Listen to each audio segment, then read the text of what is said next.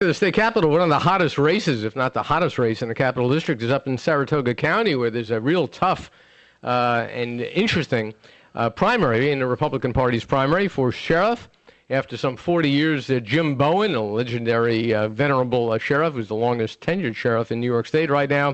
I remember Jim when he first became sheriff. He's retiring, and the battle is between Mike Zurlo, a longtime employee of the Sheriff's Department, got a lot of experience in the Sheriff's Department and law enforcement experience generally, and he's also the guy backed by really the whole organization of the Republican Party from top to bottom.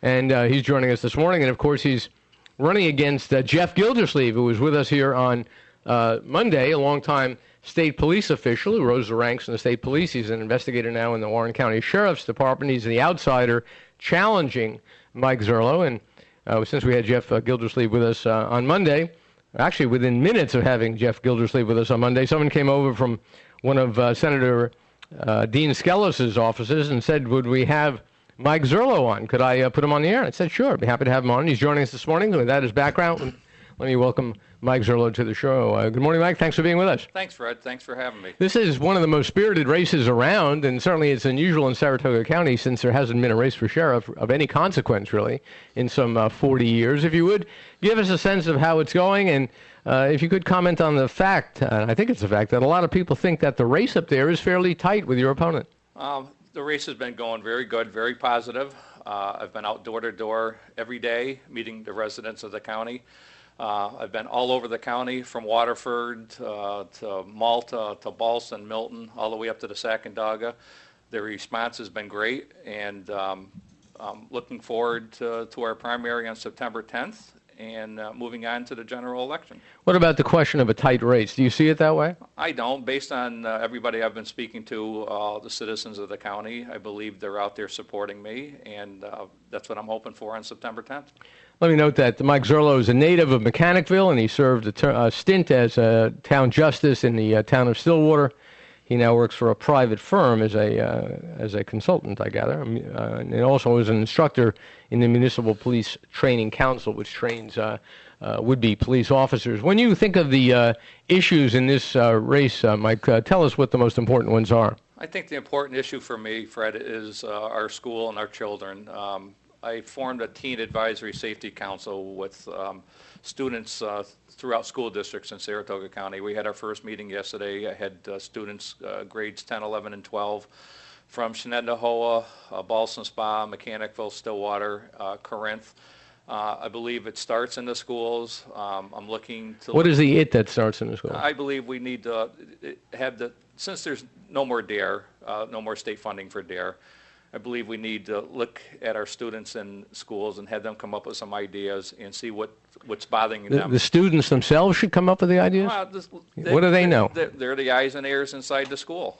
They're basically there to learn from people who know things. To learn, and if I want to educate them on underage drinking, maybe social media, Facebook, bullying, drug abuse. So if they could spread that word in regards to the safety council that I've started, I think it'll benefit everybody. One of the critiques of the DARE program was that it stimulated an interest in young people in drugs, and in fact it was counterproductive in some cases. I wonder if that could be. What do you think about that as a possibility? Talking to these students yesterday, amazingly, there was more about alcohol abuse and underage drinking, they among their peers in the schools. So that's an area we'll look at. I'm planning on meeting with these students once a month when I become sheriff, and see if there's any way that the sheriff's department and me as sheriff can help them. You're going to meet with students once a month around the county? That's correct. Well, when I had Jeff Gildersleeve on, he said the problem he thought was heroin addiction that was spreading badly, a lack of high-quality technology in the sheriff's department, which he alleges is outdated, doesn't even have the most basic kinds of Internet connections, and also hostility from Albany towards the Second Amendment in the form of the Governor's SAFE Act. What about those as priorities for you? With the SAFE Act, I'm totally against it. I will not do Governor Cuomo's dirty work. That's be a small part of what I have to do as sheriff. Yeah. What does that mean? You wouldn't enforce the law? No. What I'm saying is that I'm not going to do his dirty work. What does that mean, though, do his dirty work? I mean, it's the law of the state. Absolutely, and I take an oath to look as the top law enforcement officer. If we come across situations, I'll use the common sense approach. I understand, but what does it mean not to do his dirty work? What are you thinking of when you say that? The laws that he came up with in regards to the SAFE Act. What about the laws? Well, the SAFE Act is the law. Correct. So when you say not to do his dirty work, does that mean you won't enforce the law, or that you will enforce it, but with difficulty because you're against it? With difficulty, we'll look at each case as it comes across, and I'm not going to be going out looking for weapons from hunters or going door to door.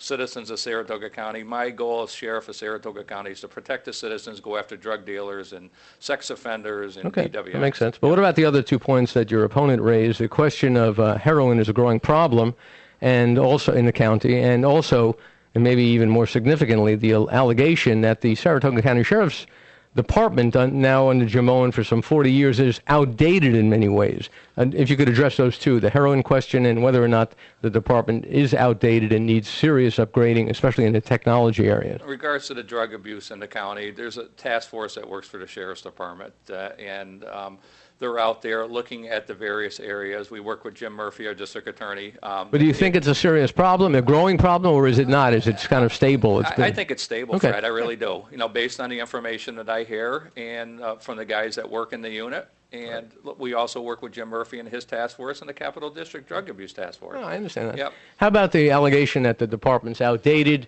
that many of the procedures are throwbacks to an earlier period when Jim Owen first came in? Absolutely, completely false. It's an accredited police agency. We were accredited in 1994. They were recently, this past week, reaccredited. Well, whatever accreditation means. I mean, it doesn't mean you have the best internet system, does it? That's correct. Okay. They have email there. They have the technology capabilities as a police agency. Right. Yeah. Well, I was told that Jim Bowen's department, your old department, restricts the ability of police officers, deputies, to purchase weapons when they're on their own. I guess many departments allow people to purchase with their badge. They can't carry weapons, apparently, when they're off duty unless they get special permission. Are there restrictions on the deputies that don't occur in other departments? And if so, do you agree with those or do you not? I have to see what other departments do. You must have some familiarity with them. Yeah, and I'll look at that.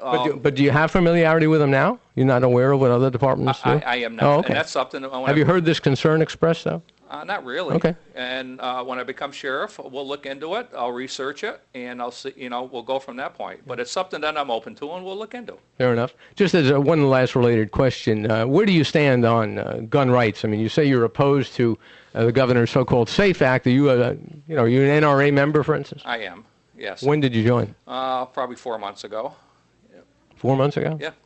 When you were about to run for office? Correct. Why had you not joined before then? I'm not a hunter. I don't, have a gun, so I joined to see what their organization is all about. You don't have a gun? You're a police officer. That's correct. Oh, you were one. I mean, you must have your own. Absolutely. Yeah. Okay. And just in terms of Second Amendment rights, do you see much difference between yourself and your opponent? Jeff Gildersleeve? I don't. Okay. Right. Let me ask you about the organizational support you have. For instance, when I got off the air on Monday, someone from Senator Skelos' office came over and asked me to put you on the air, which I was happy to do. Is Senator Skelos backing you? No, I was surprised when I heard that. You weren't aware of it? Right, correct. What do you think of what Skelos did with the message of necessity for the SAFE Act, so-called SAFE Act? I think it was pushed down everybody's throats, and the law-abiding citizens never had an opportunity to... But Senator Skelos signed a letter that allowed the message of necessity to be used to rush or jam that through. In retrospect, do you think that he shouldn't have done it, or do you think he shouldn't have? Like I said, I think the law-abiding citizens should have had an opportunity to... No, I understand, but that's not what I asked you. Yeah. I asked you think Skelos should have done it or should not have done it? I think it was rushed. But what about Skelos? You think he acted improperly if he signed this letter, which he did sign? If he did, then absolutely. Fair enough. Yep. And let me just, and a related question about all the organizational support you have. We live in a time, as I'm sure you know, when a lot of people are very unhappy with the political parties, and certainly Republicans. I've never seen a degree of unhappiness amongst Republicans, and I think they're upstate Republicans mainly, these days, in all the years I've been covering state government and politics, that you see the dislike of a Republican organization, yet you're the strongly backed by the Republican organization. Is that in any way a negative for you, or do you think it's a good thing to have the kind of organizational support you have? I believe it's a good thing. From day one when the sheriff decided he wasn't going to seek re-election, I jumped right into this. I went through the interview process, submitted my resume. I went to all the committee meetings throughout the county, towns, and cities, and overwhelmingly I got their support. And we should note, and I'm sure you're proud of it, that Jim Bowen, the longtime sheriff, is strongly supporting Mike Zurlo. He's out there campaigning for you, is that right? Absolutely, Fred. And, yes. Yep. Has he commented at all about your opponent? Has he attacked your opponent, or is it he's emphasizing the positives of your background? No, positive with me, and that's the way I've been throughout this campaign. Okay. A couple of people have contacted me, and it's not surprising because I had noted you were going to be joining us. You hear from people on various sides. And they've contacted me claiming that some of your resume contentions or claims aren't quite right. You're described, I think, on your resume as a senior chief investigator, having been a senior chief investigator in the department, and they have claimed that there's no such title, and also that you were a lieutenant in the sheriff's department. And the claim was that, to me, is that you never really were a lieutenant. You were an acting lieutenant, and that you hadn't gotten the civil service approval to be lieutenant for whatever reason. Are either of those allegations against you correct, and in fact there's no such title as senior chief investigator or chief investigator? There was a senior investigator's position that the sheriff designated for me to be, the same as the state police senior investigator as my opponent, and I was in charge of this investigation unit, signed cases, handled all the major crimes and incidences, and basically ran the investigation unit. And how about the claim about being a lieutenant? I was a provisional lieutenant with the sheriff's department for, I believe, a year and a half. Okay, yeah. Well, you were a lieutenant. Why was it provisional? Why wasn't it ever made permanent? Because of civil service testing. You didn't pass the Correct. test? That's correct. Okay, fair enough. When people ask you to distinguish yourself from your opponent, Jeff Gildersleeve, who obviously does have a lot of experience in the state police and with the criminal task forces that deal with drug crimes. I mean, he certainly seems to be an expert in that. What do you say by way of explaining why you'd be a better sheriff than your opponent? 30 years, with basically 36 years law enforcement experience, 4 with mechanical. I had 32 with the sheriff's department, worked my way up the ranks. Know all areas of the sheriff's department. I've worked and had knowledge of working in corrections, communications, with our civil department, with our records department.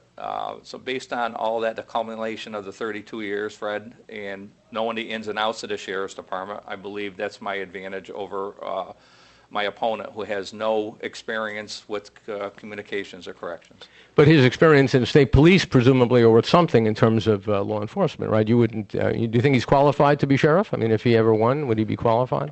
His experience with the state police, but I believe my qualifications exceed his. Okay.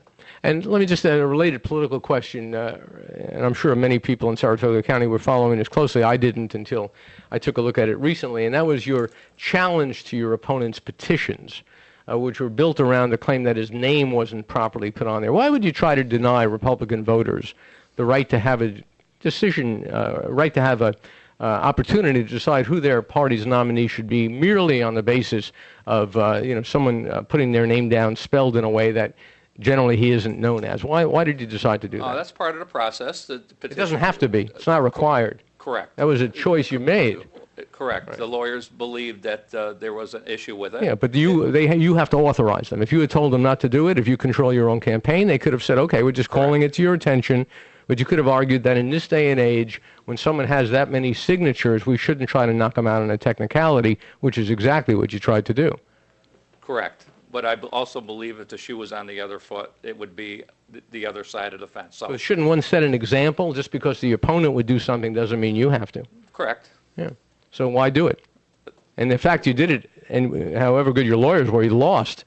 It's even worse when you lose. If you knocked them off, then you could have said, well, that's the way it happens. But so it's an issue now, as are the disappearance of his signs. He's saying 300 signs have been stolen. Now, that always goes on. It's an awful thing to do. I've seen campaigns on both sides of primaries and generals do it. It's disgusting. Do your people have any knowledge of who's involved with this, assuming it's even happening? Yeah, I don't, Fred.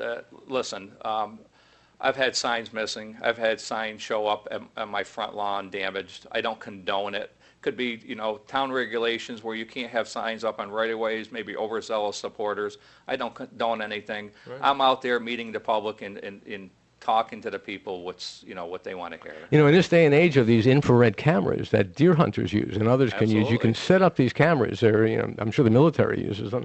And you could get pictures of people doing this kind of thing. They're motion detectors at night with infrared light that can't be seen. I wish I would do that. And let's see some pictures of who these people are if it's happening. Absolutely. It's happening on my side. And, like I said, I don't condone it. There are only less than 2 weeks to go now to the primary. Where are you principally getting your contributions from? Private donors in Saratoga County, businesses in Saratoga County. Any of it, as far as you know, being steered by Albany politicians to try to get you elected or as opposed to your opponent or anything like that? No, not at all, Fred. How about your opponent's money? Do you have any concern about where it's coming from? Some of it is coming from a couple of gun shops. We know that Brian Olison, the gun guy, who I think is a terrific guy, he's a strong supporter of Jeff Gildersleeve, which he has a right to do. He's giving him money, but there are other people contributing as well. You don't have any difficulty or problems or questions about where your opponent's money is coming from? Not at all. Like I said, I'm getting my donations from the citizens of the county and the businesses in the county. With just less than 2 weeks left now, what should people in Saratoga County, and only about 8 minutes left in our interview, so you can start sweating, stop sweating in a few minutes, but I'm trying to be fair, but I ask firm questions, and you're giving me legitimate answers, and if you're not, I'll pursue them. But with just less than 2 weeks remaining, what should people in the county be looking to in your campaign? Are you going to be doing any TV commercials? Do you have any big announcements, any bombs to drop? What's going to happen in the next 13 days or so? Not at all, Fred. I'm positive. I'm going to go door to door throughout the county. Have some radio spots coming up. We'll do some advertising in the newspapers. But no, I'm very positive. It's been positive, and I'm going to continue to be that way. And like I said, the support from the citizens of Saratoga County has been overwhelming. I mentioned that I had gotten emails from people with questions, which is always fine. I mean, always happy to hear from people, as is common in journalism. You hear from people who have maybe grudges or whatever it may be. But one theme that was mentioned was the alleged lack of debates. Have there been any debates with your opponent? No, one was scheduled with the Saratogian. It just couldn't fit into our schedule. But isn't that something that should have been a top priority for the public to see you two together? Why couldn't you fit it in? What was going on? Because we had other commitments, and it was what were they? Out meeting the public. So individually meeting the public is more important than putting on a debate that the public could see? I'd like to have the people understand where my views are. And it was given to us, I think, like the day before, and we just had a it just... Are you ready to debate them now? Would there be debates before the primary? I think my schedule's booked right up until 7. So you're refusing to debate them? I'm not refusing. Look, you can change a schedule. Absolutely. I mean, that's an old trick of politicians. I'm too busy to debate. Isn't a debate something that should be of the highest priority? Absolutely. So why not clear your schedule to do it? And we'll look into it. What does that mean? We'll see. You're going to do it or not? We'll see what So you won't commit? I mean, now that's usually a strategy not to do it. At this point, like I said, we'll look into... But what was the reason not to do it? What could you possibly have? Why not set aside an evening or a morning? I'll give you my show here for an hour if you want to do it here, although this isn't probably not the best venue for you. But why wouldn't you want to do it? Unless you're afraid to debate them. Absolutely not. So why not debate them then? Like I said, we'll look into it. What does that mean, look into? You've been looking into it for months. I'll confer with my... I mean, doesn't that sound wussy for a sheriff? A guy's going to be a sheriff, he's afraid to, he won't debate his opponent? No, absolutely not. Then why not? Just give us a reason. There is no I'll look into it. What does that mean, I'll look into it? I'll give you a minute right now to think about it and tell us your answer. I'll be silent for a minute. My answer to you is that we will review it, we will look into it, and if... But what are the factors to be considered? If you look into something, you have factors. You have to see, is it a plus or a minus for me? Presumably you concluded it was a minus, otherwise you would do it. What else could it be? I can't hold my own? No. Certainly you could. You're an experienced guy, so why wouldn't you want the public to see it? Won't that be a factor for the local papers and their endorsements if you refuse to debate the guy? And shouldn't it be a factor? How would you feel about a candidate if you were trying to make up your mind between two candidates and one wouldn't debate the other? Wouldn't you feel badly about that candidate? Shouldn't the public have a right to expect a debate? Like I said, with what I'm talking about is my schedule doesn't permit that. Up until September 10th, I am out. Who is possibly booked up for 2 weeks without a little window? Give the guy a half an hour. He may turn you down, but at least say I can do it at 11 o'clock at night next Tuesday evening. Fred, I'm out walking day and night. All right. Mike Zurlo, thank you for coming in. I can't. That's one I cannot believe. But listen, thank you for coming in. Good luck. Not easy to be in the political arena. I know that. And it'll be interesting to see what the results are in 2 weeks. Thanks for the time. Absolutely. This is Fred Dicker live at the State Capitol. We're going to take a break and be right back. Fred Dicker live.